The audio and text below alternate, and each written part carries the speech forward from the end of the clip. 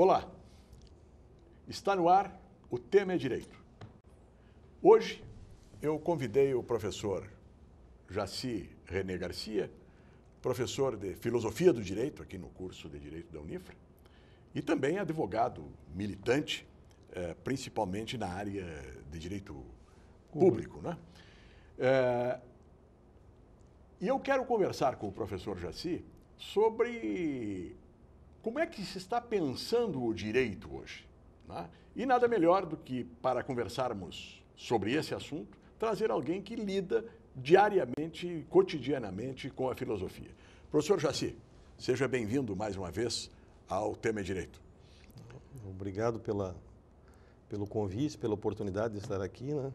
E é sempre importante, eu acho, trazer para a comunidade acadêmica essa perspectiva assim mais filosófica de abordagem, né? E mostrar que filosofia, de certa forma, não está afastada das questões práticas, né? É tentar mostrar que teoria e prática, de certa forma, devem andar lado a lado. Eu tenho referido que hoje em dia se ouve falar muito em operadores do direito. Tá? Eu conhecia operador de máquina, operador de qualquer coisa, mas operador do direito. Porque hoje o juiz é operador do direito, o advogado é operador do direito, o promotor público é operador do direito. Ou seja, todo mundo está operando uma máquina judiciária, não é? Com receitas pré-elaboradas, não é? Então, o Supremo pensa assim, bom, se o Supremo pensa assim, todo mundo está pensando assim. Quer dizer, ninguém mais elabora, ninguém mais pensa. Qual é a sua posição a respeito desta questão? Nós estamos hoje pensando o direito, pensando em soluções para o direito, ou estamos trabalhando com fórmulas prontas e simplesmente fazendo a justa posição? Bom, assim, eu acho que existem as duas coisas também, né? No primeiro momento, me parece que até esse conceito de operador, né, que tu levasse a essa situação de máquina, é um conceito mecanicista mesmo, um conceito cartesiano, talvez, lá do século XVII, né, e que, de certa forma, dentro dos processos de industrialização, dentro desse pensamento liberal, parece que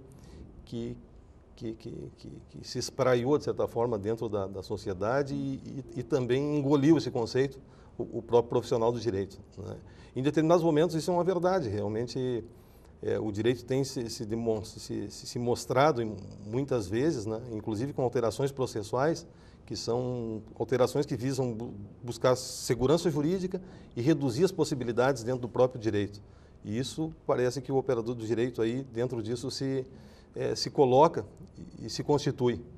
Mas é claro que há o espaço, é por isso que eu queria dizer assim, e esse espaço é que nós devemos explorar e incentivar academicamente, o espaço de pensar criticamente essas questões e de construir, né, para além desse dogmatismo, desse enclausuramento, né, dado pelo próprio conceito de operador que parece que está nos vestindo como um terno apertado, né, e tentando inibir os nossos movimentos ou as nossas possibilidades dentro do direito.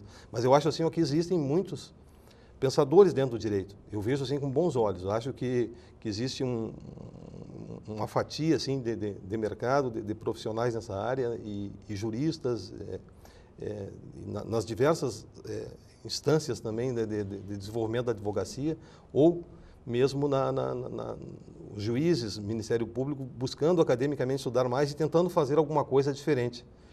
Mas o que eu tenho sentido no dia a dia, no trabalho como advogado, é de que hoje, inclusive, há uma determinação do Tribunal de Justiça tentando limitar o número de páginas numa petição, o que eu acho que, em certo aspecto, está correto.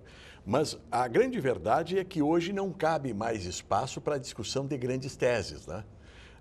Por quê? Porque as questões estão muito encaixotadas, né? As decisões elas são tomadas quase que industrialmente. Então é nesse sentido que eu coloco. Alguém que produza uma tese de direito, ela tem receptividade no meio judiciário? Assim, da experiência que eu tenho assim, de atuar no âmbito da Justiça Federal, eu tenho assim tido assim como uma meta pessoal e profissional, né, ter a cada ano uma tese nova. E uma tese que mesmo que os nossos mecanismos processuais sejam ainda bastante individualistas. As ações que eu busco, o grupo de pessoas que eu busco para trabalhar, geralmente a gente ajuiza ações plurimas, um consórcio ativo, né? E em base dentro disso uma tese, né? Então, que a gente vê que a tese, muitas vezes, é sustentada em princípios constitucionais, né? Mas se nós não encontrarmos uma regra de direito também, é bem mais difícil de sustentar essa tese. Então, quer dizer, nós precisamos encontrar uma lesão a uma regra, né? Parece que trabalhar no plano principiológico, que é uma tendência hermenêutica, ainda é algo um pouco difícil, né? Uma aceitação de uma tese nova gerando um determinado direito e que irá gerar para a União, para as autarquias federais, o dever de pagar alguma coisa, às vezes uma quantia significativa, razoável, né, para muita gente, pautada só em princípios, me parece difícil de sustentar.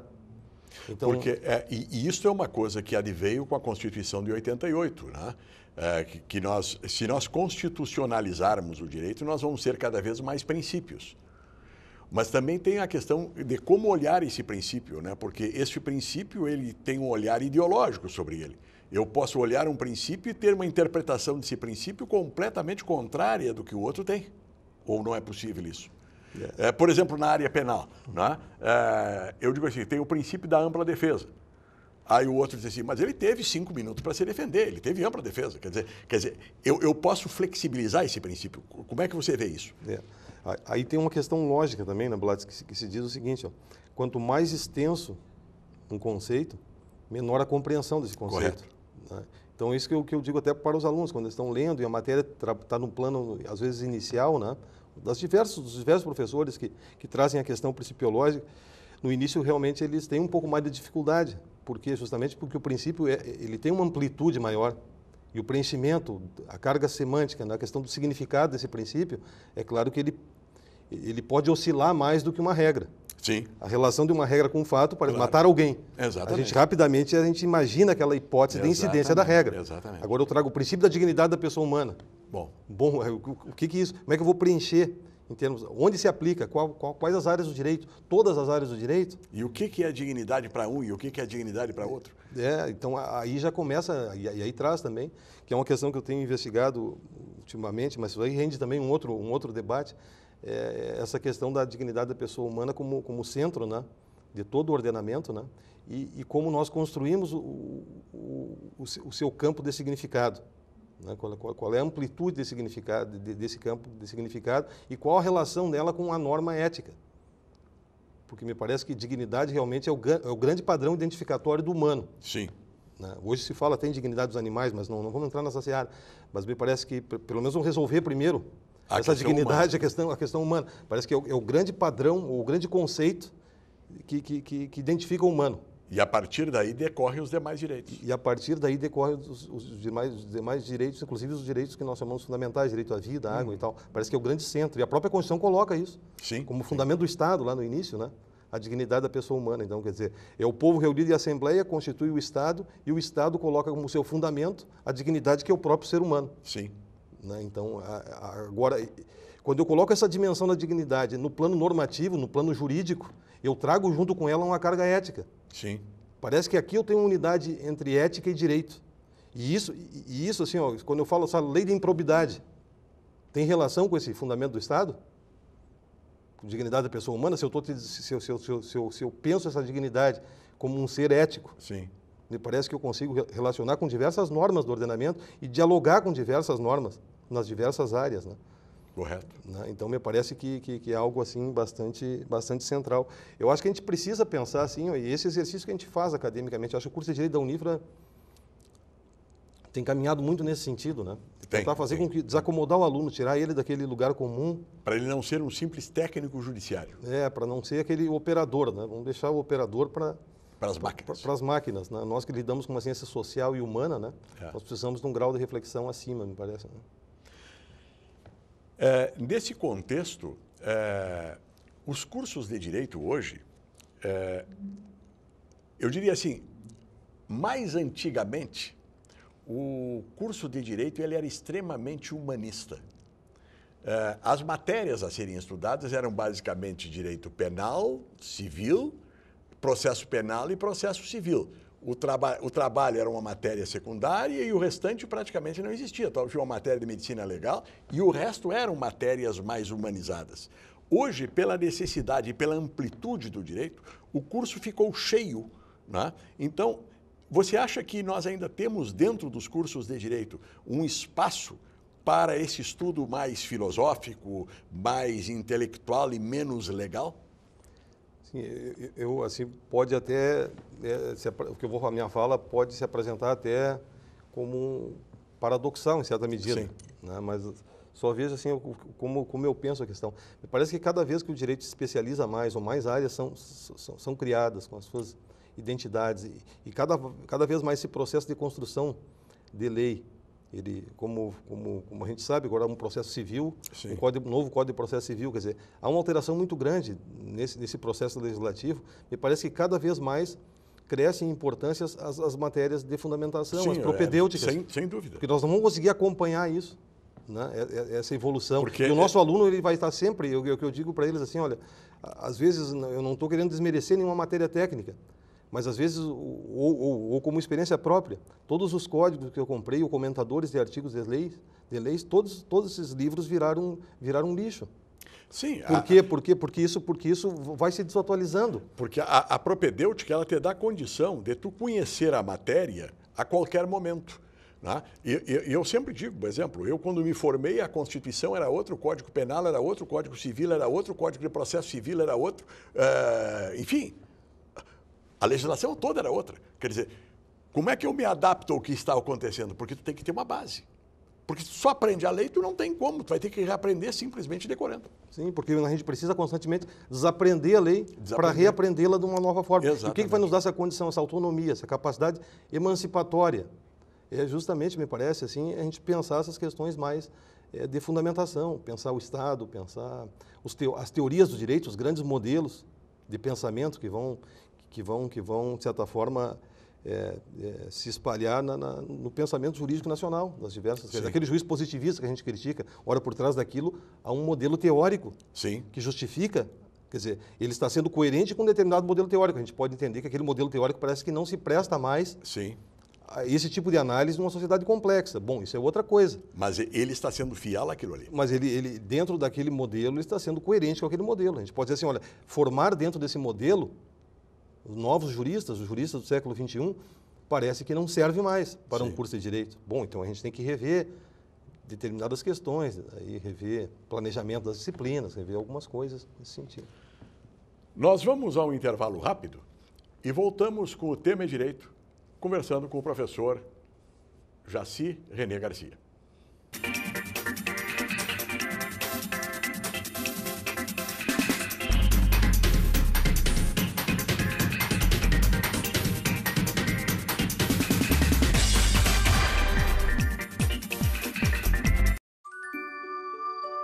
Existe um lugar onde eu me sinto muito feliz, porque eu brinco, dou risada, aprendo coisas novas e tenho um monte de amiguinhos. Alguns contos de fadas são reais e precisam de você para traçar um final feliz. Entre em contato conosco e saiba como ajudar.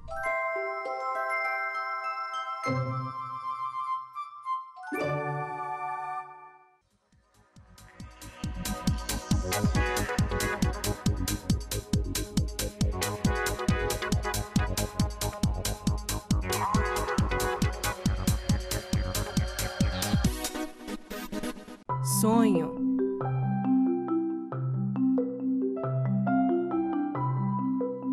Esperança. Realização.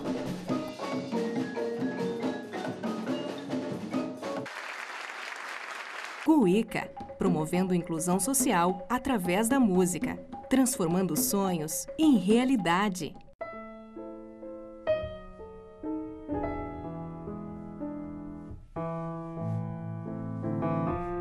A ONG Royale está mudando a vida de muitas meninas carentes através do balé. Conheça esse projeto.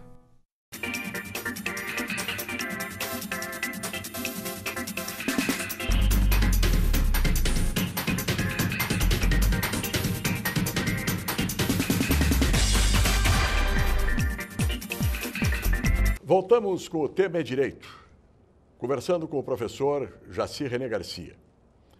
E agora eu vou trazer um tema que é hoje recorrente entre advogados e entre estudantes de direito. E aqui fica uma recomendação principalmente aos estudantes, porque hoje nas faculdades ainda se estuda o processo de papel. E o processo eletrônico está vindo a jato. A Justiça Federal já está com o processo eletrônico implantado, a Justiça do Trabalho com o peticionamento eletrônico e logo com o processo eletrônico, e na Justiça Estadual a previsão é para 2014 o processo eletrônico. Professor Jaci, como é que você vê o processo eletrônico como um atrapalho ou como uma oportunidade para um novo tempo? Assim, ó, eu sou bastante otimista, eu sempre procuro olhar o aspecto positivo das coisas, né? Então, me parece que esse ingresso desse novo espaço onde a gente trabalha, que é o eletrônico, ele tem... Primeiro, a gente precisa ter uma percepção filosófica disso, depois uma percepção prática. Me parece que, filosoficamente, muda a nossa forma de perceber e ver as coisas. Né? Porque já tem um filósofo que vai dizer o seguinte, ó, que tempo e espaço são as condições da nossa percepção. Sim. Então, quer dizer, nós estamos mexendo com algo que antecede a própria capacidade nossa de compreensão. É o que é dado puramente a priori. Então, é o espaço. É o espaço. E também o tempo. E também, sim. Porque acelera. Sim, eles estão umbilicalmente ligados, espaço e tempo. Mas aí, falando de espaço, quando há um acoplamento de um novo espaço e novas formas de trabalho surgem nesse novo espaço, é claro que eu preciso repensar a minha própria prática profissional nesse novo espaço. Então, quer dizer, surgem cenários novos e múltiplas possibilidades. Por exemplo, ajuizar uma ação em Canoas, uma ação em Canoas. Ter um cliente em Canoas que liga e conversa com um advogado e que ajuiza uma ação sem ter um contato pessoal, só por um conhecimento, já por um certo tempo de trabalho em uma determinada área. Não é aquele contato antigo do advogado sentado na escrivania com o cliente na frente.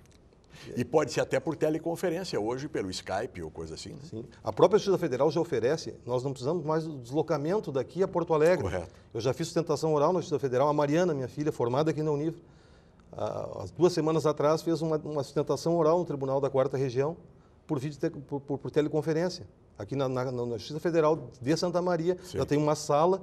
Eu já fiz audiência ali também. O profissional vai ali e fala com... Eu já fiz precatórias aqui, etc. Então, quer dizer, tudo isso vem, a gente tem que pensar assim, isso vem como um facilitador do trabalho e vem nos dizendo assim, olha, precisamos, às vezes, em muitas situações, repensar nossa própria prática profissional. Há uma facilitação aí, há um novo mundo que se abre de possibilidades. Quer dizer, não preciso conhecer fisicamente e não preciso mais estar fisicamente para estar. Posso estar sem o corpo, sem essa presença física. Claro, e também fica desatrelado dos horários de funcionamento. Sim. Né? Eu tive uma decisão agora de um juiz federal, não vou fazer por uma questão ética, não vou dizer, que a decisão dele fica lançada no sistema a hora. A hora. A decisão dele foi dada no domingo à noite. É uma decisão liminar no processo, foi domingo à noite, 21 horas da noite ele estava dando a decisão dele. Então, nós podemos trabalhar em horários alternativos. Estou mostrando até como magistrado trabalhando domingo à noite. Agora, se me perguntarem por que eu estava trabalhando nesse horário, não sei as razões, a motivação pessoal, o que leva a fazer isso, né? Mas há a possibilidade. Mas há essas possibilidades todas, essa possibilidade. Que se abrem, né? Né? E esse caminho ele é irreversível, né? Ele não tem retorno. No início, assim, aqui em Santa Maria começou em 2004 esse processo eletrônico. No início havia uma certa relutância. É natural, porque todo mundo está na zona de conforto, né? Então havia aquela relutância, mas o processo já se notou assim desde o seu primeiro momento, e eu fui um dos pioneiros no próprio ajuizamento das ações aqui em Santa Maria. Desde o seu nascedouro ali, o processo a gente via que realmente é um sistema que veio para ficar e traz efetivamente para a gente que advoga uma facilitação no exercício da profissão e essa abertura de múltiplos, de redução de custos, né? A certificação digital. Hoje a gente interage com o STJ, com o STF, né? Envia petições pelo meio eletrônico. Então todas essas tecnologias à disposição dos advogados gera efetivamente uma facilitação para o exercício profissional, né? Então, quer dizer, eu vejo, nós que somos um pouco mais experientes né, Blatz? A gente que pegava notinhas em cartório, depois começavam a vir pelo correio. A gente fazia um contrato de uma empresa e recortavam e mandavam via correio. Quer dizer, que nós que passamos por toda essa evolução da máquina de escrever e nos encontramos numa situação que está hoje, a gente só pode ser otimista. E torcer para a questão humana não se perder, né? Porque parece que cada vez a gente pode estar enclausurado. Porque a tendência hoje, embora que mal comparando, é quase como os bancos, né? Antigamente a gente ia ao banco. Hoje tu não vai mais ao banco, né? E o advogado, dentro de pouco tempo, provavelmente ele não vai mais ao foro, né? E provavelmente até audiências poderão ser feitas, todas elas por videoconferência, sem o contato pessoal, né? Isso, por um lado, é bom, por outro lado, também leva para digamos assim, para uma desumanização, porque perde o contato pessoal, mas isso também é do mundo, é da vida, né? É assim que nós estamos andando hoje. Inclusive os próprios servidores, né?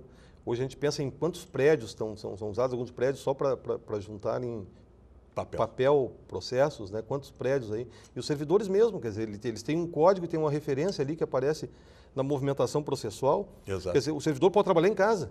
Teoricamente pode. O juiz pode trabalhar em casa. É verdade. Então, quer dizer, nós começamos a diminuir até os espaços. Quer dizer, ele precisa ter uma produção, mas a produção não precisa ser acompanhada. Então, quer dizer, isso tudo vem justamente por isso. Mas como é que eu vou admitir isso? Bom, é aquilo que eu falava. A gente precisa, nós temos que compreender de uma outra forma, porque nós temos uma mudança que é uma mudança fundamental, uma mudança a priori, uma mudança em termos de acoplamento de um novo espaço. Correto. Isso tem que mexer com as nossas estruturas de compreensão.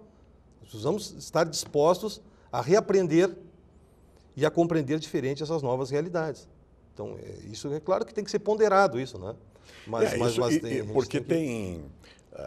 Tem muitos colegas advogados que resistem ferrenhamente a esse novo sistema, porque não conseguem se adaptar a esses novos tempos, né? E aí isso também é problemático, porque pode ter gente que não tem a condição de permanecer no mercado. Essa é uma questão que... Mas ela é inexorável, é como tudo, né? É uma questão que, se não houver adaptação, né? Então, essa adaptação me parece cada vez mais necessária. A Justiça Federal foi bastante contundente. Mas voltando ao tema central da nossa conversa, você acha que isto vai proporcionar que se possa ter uma discussão mais profunda das teses jurídicas? Ou cada vez mais, pelo processo se transformar assim, impessoal, as coisas vão se resolver muito mais do ponto de vista positivo, em cima da lei e sem as grandes discussões? A experiência que eu tenho desse tempo, o processo do processo eletrônico, principalmente no rito ordinário, eu não observei assim mudança significativa em termos de déficit de qualidade, em termos de produção de respostas judiciais. Quer dizer, as respostas judiciais não perderam a qualidade no rito ordinário. Sim. O processo eletrônico, o processo eletrônico do rito do juizado especial tem algumas restrições, mas eu acho que não é o momento apropriado para fazê-las. Porque aquilo ali é outro mundo, né? Mas o rito ordinário, o processo eletrônico do rito ordinário, me parece que, da experiência que eu tenho, das decisões prolatadas, eu não vi nenhum déficit em termos de qualidade. Elas permaneceram, digamos assim, como estavam. E no âmbito da Justiça Federal, que é onde eu atuo, eu acho que a gente tem aqui, pelo menos a gente é bastante privilegiado no Rio Grande do Sul. Nós temos bons juízes federais e nós temos um tribunal da 4ª Região que também tem bons juízes que trabalham junto a esse tribunal. Quando eu digo bons, eu digo juízes que têm decisões que são decisões com bastante qualidade. Quer dizer, as razões, os motivos, a motivação, mesmo quando a gente não ganha uma determinada ação, me parece que as motivações são bastante importantes, né? São bem sustentadas, né? Nos dias de hoje, nós temos nos dias de hoje não, sempre tivemos, né, um regramento legal, né, Este regramento legal, ele está assentado em cima de uma concepção filosófica ou uma concepção ideológica, né? Esta mobilidade social que o país vem tendo, com a ascensão de determinadas pessoas que estavam em classes menos favorecidas e que não tinham acesso a esta, digamos assim, aos meios civilizatórios melhores. Isto poderá alterar, do ponto de vista legal, alterar a maneira de percepção ideológica que nós temos da lei hoje? Me parece assim, ó, a gente trata com os alunos, ou comenta com os alunos, ou mostra decisões e tenta, a partir daquelas decisões, uma matéria que eu trabalho, que é hermenêutica, mostrar, mapear esses diversos modelos, né? Sim. De juiz. Quando falo modelo de juiz, modelo de decisão, né? Então, a figura do juiz é aquela que produz a decisão e que gera visibilidade. Correto. Né? Então, quando a gente analisa, a gente verifica, assim, realmente, diversas decisões, a gente analisa e verifica essa alteração na forma de decidir, né? Quer dizer, essas questões complexas da sociedade têm sido ponderadas. Sim. Nem sempre a favor do autor, daquele que está demandando. Mas eu reputo, assim, por exemplo, a análise econômica do direito. Sim. Tem decisões que têm ponderado em profundidade para além do caso concreto. Sim. Sim. É uma revisão de um contrato imobiliário. Quer dizer, o juiz extrapola aquela situação da parte discutindo com a Caixa Econômica Federal. Sim, sim. E faz uma análise sistêmica, social e sistêmica daquilo. Até que ponto a minha decisão vai afetar até o sistema de financiamento. Sim. E até que ponto aquela decisão minha será útil socialmente. Porque pode ser num primeiro momento útil e se demonstrar logo adiante desastrosa. Do ponto de vista social. Do ponto de Ela vista pode social. beneficiar alguém, mas, em razão disso, trazer um malefício para um número muito maior. Então, esse tipo de decisão a gente já começa a encontrar. Sim. Eu garimpo isso, isso tem sido também um exercício que eu faço, é de garimpar e identificar esses diversos modelos que aparecem dentro do direito brasileiro. Né? Certo. E isso, com certeza, decorre dessa mobilidade social de pessoas que vêm de uma posição, digamos, não elitista, né, e que estão, via concursos, via estudo, etc., chegando a postos onde podem tomar essas decisões. Sim, claro. Bom, professor Jaci, eu só tenho a lhe agradecer a disponibilidade de ter estado aqui conosco. Espero tê-lo aqui mais vezes. E nós agradecemos também ao telespectador que nos acompanhou até agora, que poderá assistir novamente esse programa, se por acaso começou a assistir pela metade, logo mais às 0h30. Ou então, através do site da Unifra, acessando a TV Unifra, o tema é direito. Até a próxima semana. Muito obrigado.